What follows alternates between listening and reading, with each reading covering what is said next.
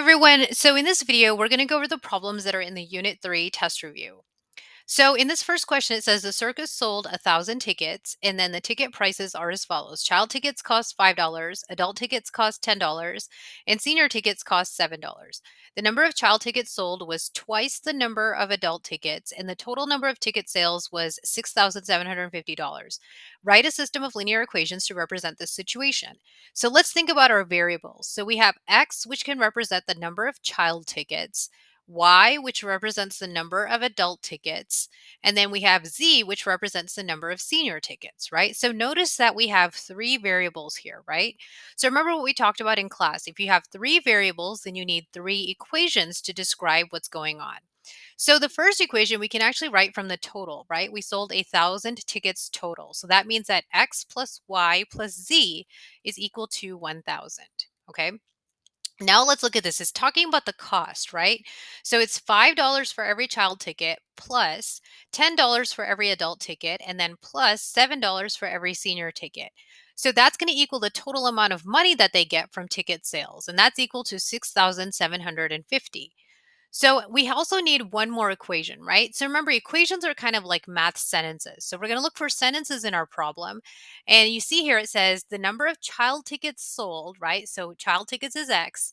Was is kind of like is, okay? Because was and is kind of mean equals. So that's equal to twice the number of adult tickets. So like we would say 2Y. Okay, so these three equations, like equation 1, equation 2, and equation 3, are our system of equations. Okay, so here we have another word problem. So it says Declan, Josephine, and Maria decide to have a swimming competition. Together they swim 100 laps of the pool. Josephine swims twice as many laps as Declan, and Maria swims two more laps than both Declan and Josephine swam. Formulate a system of three equations to represent this competition. So we have X, which represents how many Declan swam. We have Y, which represents how many Josephine swam. And we have Z, which represents how many Maria swam, right? So let's think about the sentences we can turn into equation. So we have together they swim 100 laps of the pool. So we have X plus Y plus Z equals 100. Okay. Then it says Josephine, which is Y, right, swims twice as many laps as Declan. So Josephine is equal to 2 times Declan. And then it says Maria swims two more laps than both Declan and Josephine swam, right?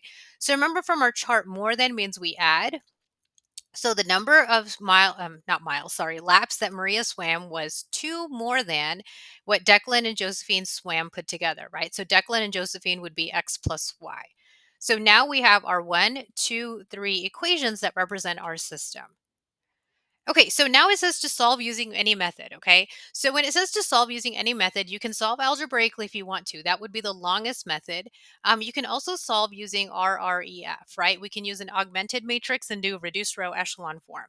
That is actually what I would do on these problems, okay? Because since it's multiple choice, you can solve using any method, and it's perfectly fine to use your calculator. So remember, the first three columns are going to be our coefficients, right? So like this is the coefficients of equation 1, and then I have my constant, right? My 2.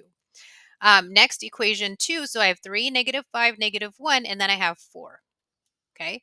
And then I have 1, -2, -3, and then I have -6. Okay. So now let's go ahead and go to our Desmos matrix calculator, right? You do new matrix. It's a 3 by 4 matrix. So I'm going to go ahead and adjust that. And then I'm going to enter my values. So I have 2, and then I have 1, I have 2, and then 2. And then I have 3, -5, -1, and 4. And then I have 1, and I have -2, -3, and -6. Okay. So you go ahead and hit enter. And then all you need to do in the bottom left-hand corner is do reduced row echelon form and then do matrix A. And you can see it gives you the solutions, right? Remember that last column right there is going to give us the solutions. So all you need to do now is write that as an ordered triple. So this will have the solutions -1, -2, and 3. A common mistake that I've been seeing is sometimes we forget those negative signs when we're copying down our answers. So be careful about that. Okay, so now let's try solving this using any method. Okay, so I'm going to use my favorite method, which is reduced row echelon form on the calculator. So I'm going to write down my coefficients and then my constants, right? So 3, -2, 1, 5 from equation 1. And then I have 6, -4, 2, and then 10.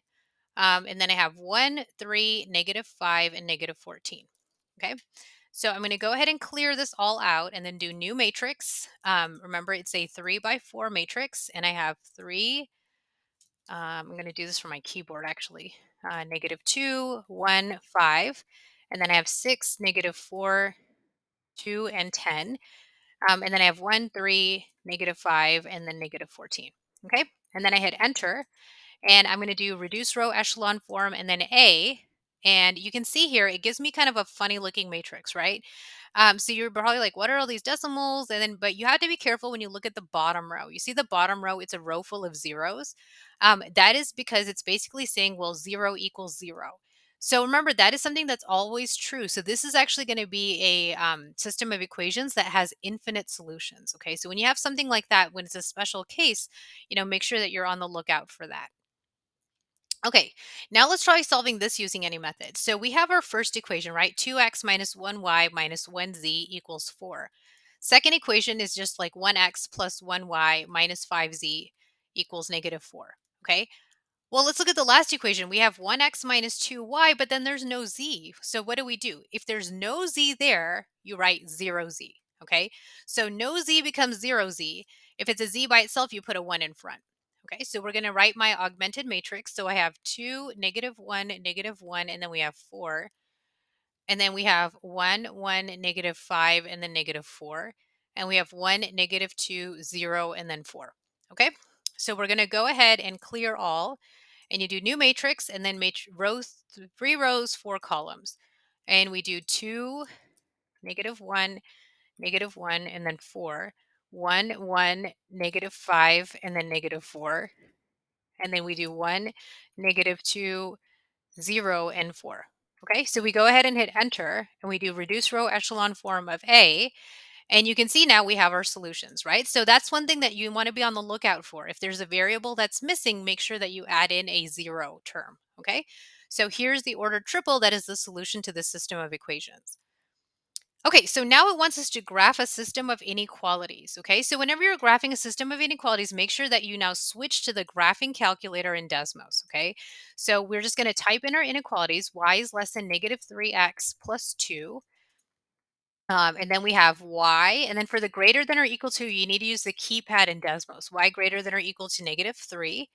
And then we have y is less than 4x. Okay. So you see the region of overlap. And if you can't see it, just, kind of uncover these one at a time. And then you can see the region of overlap is going to be like right here, this little triangle, right? And so you can use that to match the answer choices that are given to you on the test, right? Be on the lookout for the dotted lines being in the right place, right? These two lines should be dotted. This one going across, this horizontal line should be solid. And make sure that it matches the answer choices that are given to you on the test. Okay, so now we need to write a system of inequalities that represents this graph. So remember what we do when we do this is we're going to use that slope-intercept form, and we're also going to identify our inequalities, right? Okay, so let's look at A. Okay, so A has a y-intercept at 10, right? So we could say y equals, right? Remember, we're thinking mx plus b. Okay, so 10 is going to be my y-intercept. Let's think about slope. So if I pick slope, let's see, this next point will be here. So I go down 1, 2, 3, go right 1, right? So slope is -3x. Now what I need to do is obviously I'm not writing equations, right? I need 3 inequalities. So I need to figure out a point that's in the shaded region. So like, let's say here, okay, this point 4, -5 is a good test point because that's well within my shaded region. That means I'm going to plug this in for x and plug this in for y and figure out my mystery inequality sign, right? So I'm going to turn this into y mystery inequality sign, -3x plus 10. So when I plug that in, I get -5 mystery inequality, -3 times 4 plus 10. And so we have -5 mystery inequality, -12 plus 10, which is going to be -2. So what is -5 compared to -2? Well, -5 is to the left of -2. So left means less than. And notice that these are all solid lines. So it's going to be a less than or equal to. So this can turn into now y is less than or equal to -3x plus 10, right? That's my inequality A. Now let's look at B. Okay, B is a vertical line. Remember, vertical lines have an x equals equation. So this is going to be x equals 3. But remember, we're working with mystery inequality signs, right? So we have x mystery inequality 3. And then I'm going to plug in x. So we have 4 and then mystery sign, and then 3. Well, 4 is bigger than 3, right? So we would say greater than or equal to. So this is going to be x is greater than or equal to 3. All right, now let's look at C. So C has a y-intercept of -3, right? So we have y equals, and like there's my y-intercept -3. Let's think about the slope. So I go up 1, 2, and then over 1, right? So my slope is going to be 2x. So I have 2x minus 3. Let's figure out our mystery inequality sign now. So we have -5 mystery inequality, 2 times 4 minus 3. So we have -5, and then let's see, mystery inequality sign, 2 times 4 is 8, 8 minus 3 is 5, and -5 is less than 5. So we say less than or equal to, okay? So let me write all of my inequalities together. I have y less than or equal to 2x minus 3. I have y less than or equal to -3x plus 10, and I have x is greater than or equal to 3. So I'm going to go now to Desmos, okay? Because remember, anytime we're writing stuff out, we can always verify in Desmos, and please use that to your advantage. Because, it's just going to basically tell you the answer, and it's a great, fantastic way to check your work. So we do 2x minus 3, and then we have, let's see, y is less than or equal to -3x plus 10. Okay, whoops. It's not letting me. Okay, there we go. Plus 10. Okay.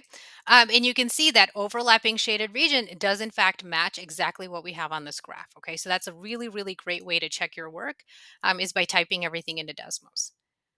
All right, now let's try number 8. Okay, so 8 gives us a graph. This is very similar to the question that was on your TGA, right? So we're going to identify points and see whether they're solutions to the system.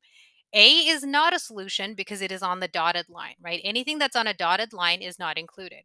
Let's look at 0, 3. 0, 3 is well within the shaded region, so it is a solution, okay? 3, 4 is on a solid line, so that's going to be included, right? That is included in our solution.